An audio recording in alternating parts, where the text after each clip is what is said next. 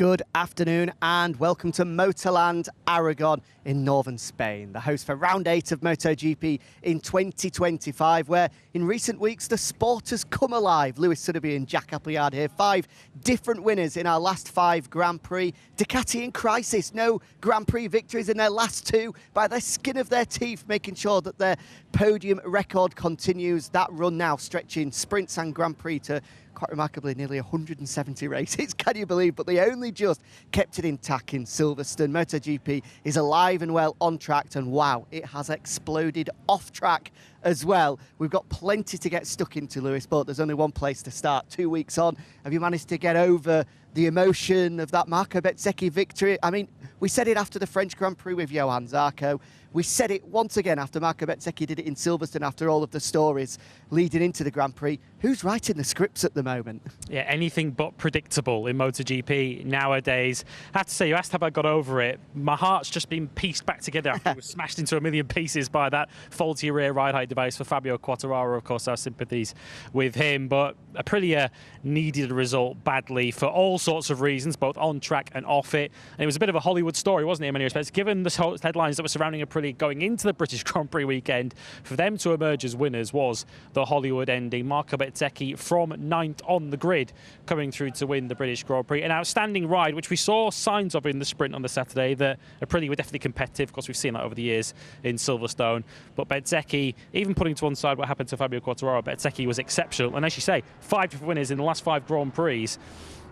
Whether we're going to have a 6th this weekend, we'll have to wait and see. But Marco Bezzecchi certainly putting Aprilia in the headlines for the right reasons in Silverstone. Absolutely. There's a red-hot favourite this weekend, which we will come to as well as we go throughout the show. We're with you for the next half an hour, as always, before we have our one and only press conference previewing the Grand Prix with Marc Marquez, Fabio Quartararo, Johann Zarco, and Victor, last time out, Marco Bezzecchi. But as you said, Lewis, when Aprilia most needed a victory to change the narrative, to have something positive to speak about, Bezzecchi delivered the goods. And I think not one of us going into the Grand Prix on Sunday, going into the weekend, I think we thought that he had an opportunity on Sunday, given what he was able to do in the sprint, as you mentioned. But when we were last with you, previewing the weekend, I don't think either of us really touched on Marco Bezzecchi as being a potential race-winning candidate, because so far this year, he's never really shown any signs of being up there, despite a brilliant pre-season. We sang his praises there, but for whatever reason, mostly because he's been unable to do it over one lap, an issue that he still has and he's trying to overcome. But that issue right there has hamstrung his weekends and what has meant we've not seen the best of him so far this year, but that certainly changed at Silverstone. Yeah, I was going to touch upon that. I'm not sure whether we learned anything about Aprilia in Silverstone that we didn't know already, that their bike goes very, very well around Silverstone. The circuit suits the strengths of the Aprilia. It's very good in long, fast corners, but it also hides the weaknesses of the Aprilia quite well. There isn't an awful lot of heavy braking and acceleration out of slow corners around Silverstone. It's fast, it's flowing. And as you say, Marco Bezzecchi didn't exactly qualify great in Silverstone either. He qualified 10th, got promoted up to 9th with Frankie Morbidelli's penalty. And it was a bit of a race of attrition, a bit of a race of patience for Marco Bezzecchi. He was able to come through to 2nd place by around 1/3 distance. And in the end, there's no question, the race came to him in the end with what happened ahead of him to Fabio Quartararo. It's a shame we'll never get to find out whether Bezzecchi could have chased Quartararo down in the latter part, because we saw Bezzecchi getting stronger and stronger as the sprint went on. This place, though, will unquestionably present a very different challenge to them. Absolutely, and one man that will be able to answer those questions, whether we can see a double this weekend, is Aprilia race team manager Paolo Bonora. I just asked Lewis, Paolo, if he's managed to get over 2 weeks ago at Silverstone. What about you? Have you recovered yet? Not yet. Absolutely. It was an unbelievable result last time in Silverstone. We enjoy a lot, in particular in the factory in Aprilia. So we share with all of the people in Aprilia that it is behind the scenes all our happiness. And there was a meeting with Marco Bezzecchi via remote, via Teams. So it was not bad. We are still recovering. I can imagine. I said on Sunday after the race that in sport, so often timing is everything. And that victory, it felt, just came at the perfect moment for Aprilia and everyone associated with the factory. Yes, it was a special moment for us, and happened in a special moment for us, because we are managing with Org this situation, but we are still quite confident with this, because we know, and you know as well, he is the world champion, and is so important for everybody, for us, and for the championship to have him. And we are working to have him for the second part of the season. Of course, a victory is so important for boosting spirits, boosting motivation, but given how the first 6 Grand Prix had gone, how difficult was it to keep spirits high, keep motivation high? Of course, losing the world champion before the season even started, of course, a lot of noise off the track. How difficult has it been to keep minds focused on the job, but also keep motivation and spirits up? To be honest, it is, yeah. The only way is to keep working, absolutely. This victory gives us more motivation, but to be very realistic, we are still working as before. And to be honest, Marco in particular showed already in the 2-3 races ago, already that he has a good potential. Despite of not a good qualifying, but he showed a very good race pace. So these make in the teams and in the rider the correct motivation, knowing that we are doing good, that the race pace is good. Yes, we have to improve, in particular in the qualifying position, because as you know, also during the Silverstone weekend, he started from the 11 or 10 position during the Sunday, and he recovered. So it is so important to start in the first rows, and we are working with him in particular to achieve that goals. You're making us sound really intelligent, Paolo, because we said that about 2 minutes ago. So yeah. I'm glad everyone at home is now thinking what great experts we are. And we didn't hurt you, huh? Yeah, exactly. I'm pleased with that. Thanks so much. Thanks. So in terms of that qualifying pace that you're looking for, how much of that is rider gelling with bike? Is it something specific to the Aprilia? Because, of course, we've seen Aleix Espargaro and Maverick Vinales in the past have qualified very well. So is it simply a case of Marco gelling with the bike on a soft tyre that is ultimately the cause of his qualifying problems? Or is it something specific to the bike? It is something related to both sides, for sure. Also in the past, we were not the best in the qualifying time, and we know that in particular in the hard braking phase, in hard braking corner, the bike has to improve for sure. But with Marco, is raising up the process of the learning of the bike, and yeah, it is necessary to understand that the bike is not in his perfect situation to when we put the new tire. He has to fight with this, but we understand together with him which is the best way to overtook this problem and to enjoy this bike in his best situation. Just final 2 from me, Paolo, before we let you go. You obviously had the Aprilia All-Stars event last weekend, which looked incredibly well attended at Misano, a great atmosphere. Jorge was there as well. First time for you guys to see him after everything that's happened. Was that awkward at all? What was it like seeing him for the first time? Yeah, to be honest, it was a very good time.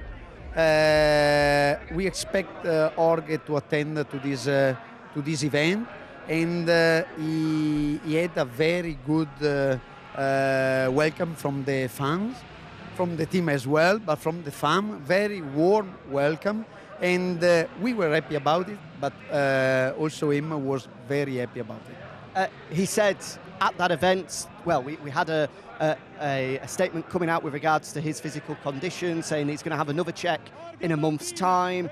At the All-Stars event, he said he would quite like to have a test before making his return. So in terms of the timeline, I imagine the German Grand Prix is the target to maybe return. Will we see him on the bike before then? Are you guys trying to organise a test? Just bring us up to speed. What's the latest? To be honest, also during the All-Star, our suggestion was don't touch any bike inside, but Easy to tell a racer that. when he has seen that there was a RS660, the RSV4, may I join? Only 10 laps. Okay, do, but please be careful. So this was an initial, it was not a test. He enjoyed a lot to be with the fans, but we are preparing a test as the regulation will allow to us. And yeah, we have not in plan exactly the GP when we will see him. Could be Sachsenring, could be Brno, but at the moment it is not defined. And we are following exactly all the medical suggestions, and we are in their end. Well, That instruction of not touching a bike, is that same instruction also going to the boss? Do we understand that Massimo has also joined the injured list as well? What happened? Next time we will say to Massimo the same. Because, of course, for the guys that don't know at home, Massimo broke his finger, right? Yes. It was so fast, or probably the bike was so fast for his condition. I don't know. To be honest, we have to talk each other to understand if the setting was suitable for him. Paolo, you know as well as anyone, a rider will always blame the setting, but on this case, I think you can blame the rider for the problem. But good luck. I can't. Yeah, good luck telling the boss that. Well, so much. great to see you, Paolo. Have a good weekend. Thanks so much. There we go. Great as ever to chat with Paolo Bernot, who's I'd completely forgotten about that. Good of you to bring it up. But yeah, Massimo Rivola. Another addition to the Aprilia injured list. Massimo Rivola has now joined that list too with a broken finger. Went out to try and race with the likes of Maca Bezzecchi, Lorenzo Savadori, Ralph Fernandez, who was there and ended up crashing and breaking his finger. So, right, let's walk down in this direction because we're going to move on from Aprilia and touch on KTM. Before we do that, though, let's just bring everyone up to speed. We've touched on Jorge Martin there. Since we were last with you, he did put out his own statement. He said over the course of the weekend when we were last with you in Silverstone that you will hear my side of the story soon, which he did put out. The statement, I'm not going to read it to you in full because we'll be here for quite a while, but basically he's stuck to his guns saying that he has activated that clause which is in his contract, which if an Aprilia rider wasn't inside the top 5 of the World Championship after the opening 6 rounds of the year, he can be free at the end of the year, saying that as of this current moment, he is a free man going into next season. However, he also didn't rule out the possibility of repairing relations with Aprilia and maybe consigning a further extension, a 1-year deal, or sticking to the deal that he's already got. But as of this very moment, the issue we've got is that Aprilia are saying one thing, that clause isn't valid, and he's under contract. Jorge and his management are saying another thing. And what we said at Silverstone on the Thursday, this messy situation doesn't look like there's a resolution in sight at this current moment. No, and Jorge Martin, of course, who's got his own injury issues to try and get a grip of at the moment. He's making the headlines at the moment for his words off the track rather than his recovery. And it feels like it's going to ultimately end in quite a messy divorce, doesn't it, between Aprilia and Jorge Martin. You can totally understand from an Aprilia point of view why they're prepared to do anything they can within of course, the wording of the contract to try and keep Jorge Martin with them for next season because he's so integral to that project. Yes, they've won a Grand Prix without him, but without question they'd be stronger with Jorge Martin than without him. But Jorge Martin will say, I've already seen enough to tell me that my future needs to be elsewhere. Of course, having already won a World Championship on a Ducati, he's now, very briefly, but he's now seen how the other half live, and he doesn't quite like it. Yeah, absolutely. As you say, it's going to be an interesting weeks, months ahead. Obviously, this all pins around the fact, Aprilia in that statement that he put out on the eve of the British Grand Prix, asking teams to refrain from making offers to their riders. We understand that as a result of Honda putting an offer on the table. How are you doing? As we're joined by our next guest here on Gear Up, Pedro Acosta. How are you, sir? So good, you? Yeah, not bad. Enjoying the sunshine. It's a bit different to Silverstone. Well, quite hot. It will be this week for this. Let's enjoy. And you kicked off the weekend yesterday, am I right, in Zaragoza? How long were you inside that box for? Not so long. Also, I start the bike and I start to use the klaxon to say, hey, boys, come on. Because also with the gases of the bike, I was even be a problem to breathe, you know. But anyway, it was quite nice. This circuit, it's a place you've had success at before. Obviously, KTM not in their best moment at the moment. It's been a challenge. So how do you look at this weekend? What do you think is possible? Well, last year was quite okay. Also, we was fighting for 2 podiums. It's true that In the race, we was struggling a little bit more, but we was fighting for a top 5 for this. I think we have to look for a race like in Silverstone, try to be in the top 5, trying to fight for the podium or be as close as possible. I think this is a good target because, like, you know, Mark and Alex here, they will be super fast for this. I think it's our target. We've been speaking of Aprilia recently and speaking about how their issues have been in qualifying because their race is pretty good. I guess we can say the same to you, right? Of course, qualifying in recent times, you've been outside the top 10, but particularly the last couple of races, you've tended to come through in the race. So what is it particularly that you're missing on a single lap in qualifying trim to get you further up the grid so you can use that pace in the race? Yeah, well, like you say, we improve a lot the first couple of laps because now I'm able to overtake quite fast. But it's true that in the qualifying somehow we are not able to put the power in the ground or call whatever you want, but we are struggling. All the KTMs are struggling a lot. But anyway, we need to keep it in this way because minimum the race pace was quite okay in the last couple of races, and I think it's a thing that we have to think about for this weekend to try to be more in the front. Is this the kind of circuit where the rider can make the difference? Of course, last year was a strange weekend because the weather was changing. We had rain overnight. The track was quite dirty, a little bit of low grip. What kind of weekend are you expecting with more stable weather? And is this the kind of weekend where you feel you can make the difference where perhaps you haven't been able to elsewhere? Well, we hope that that is a little bit more grippy than last year because, man, it was a completely disaster. I mean, I remember 10-9 was like ice, you know. But anyway, I think we need to be focused, try to like I say, to make a good practice and try to be in Q2 because like these are going to be much easier. Are going to be long, tough with tires, but I think I expect a similar race than last year. Mark being super strong, then Alex and Pecco closer to him, and then let's try to be us. After Silverstone, Pedro, you were pretty frustrated, saying, I'm not going to be patient. I want to win, I want to be a world champion, and I'm not going to wait forever for that to happen. What does that mean exactly? I mean, it's quite tough, you know, to change the target when you start already the season, you know, and when you have a expectation during the winter, you know. But anyway, we need to keep going, try to keep the level of the brand in this top 5. That this will help a lot to have improves in the bike. There's obviously a lot of talk about KTM at the moment, the potential of Tech 3 moving away. We know, looking at Yamaha, what moving down to 2 bikes can do to a factory. Just look at the progress they've made this year. Do you still have confidence in KTM that goal of yours, they can provide it to you, they can give you a package to be world champion? Well, I believe a lot in that project. Like I say, I was here since I'm 14. We make super nice things together with us together, let's say, like win Moto3, win Moto2, try to fight for many podiums last year. But it's true that now they have to make a step. I think it's the thing that we are missing, a little bit more of help, let's say. But yeah, I believe a lot in the project, and we have to keep going. In terms of the big talking point at the moment is clauses in contracts, Jorge Martins in particular. I mean, you've got the same manager. Are there any clauses in your contract? To be honest, I believe in a way of my manager that not many times I read my contracts, you know, for this. I think they should have under control. Absolutely. Well, Pedro, good luck this weekend. It's great to see you, and we hope to see you back up there at the top as soon as possible. Thank you, boys. Have a good day. There we go. Good to be able to chat with Pedro Acosta, and yeah, his comments after Silverstone were pretty strong, Lewis.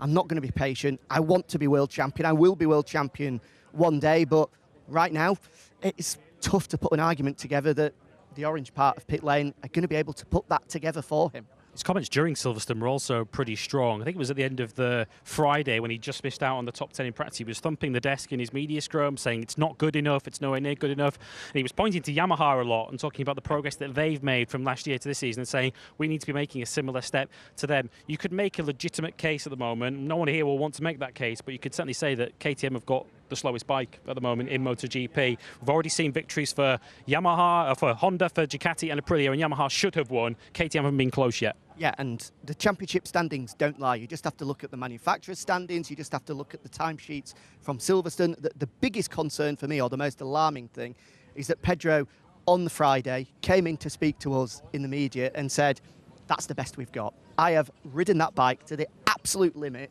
and right now the limit is 12th, which is an alarming thing to say. And I put that to Aki Ayo on Saturday, and Aki, as diplomatic as ever, said, look, we're trying, we're working, we're hoping to improve. There is a test here on Monday, but as I say, there is continual links.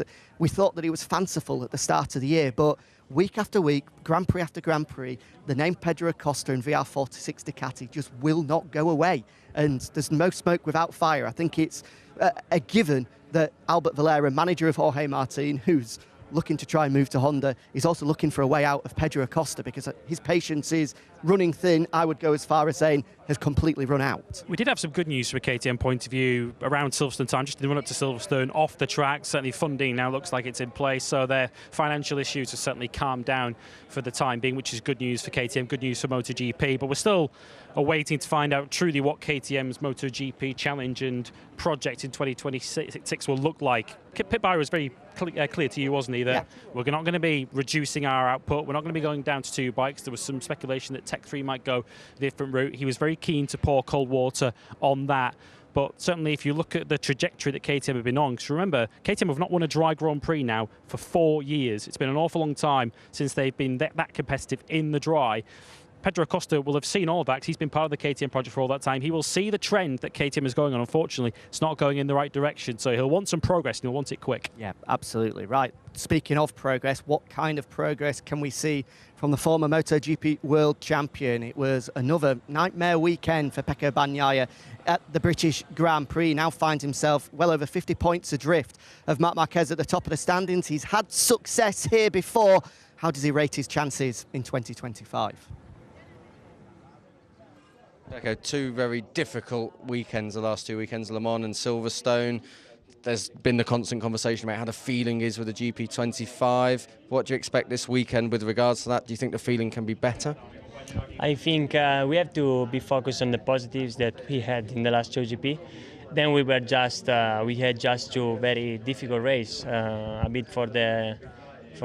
were a bit unlucky in some situations, in others something that can happen. So we just need to be focused and try to work on my feeling.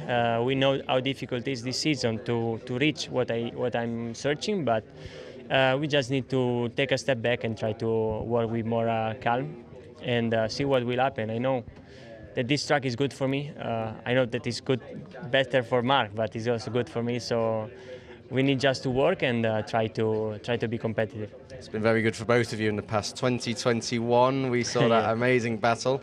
We expect some of that again this weekend, but in the same colours this time. Could be fantastic to have this kind of battle. Let's see. We can expect a really great battle. I don't know if for the win, but for the podium. We look forward to it. Thanks, Pecco. Grazie. So there we go, Pedro Acosta. I've got P on the mind. It's not Pedro Acosta, we just heard from him. That Pecco Bagnaia, of course, telling statement at the end.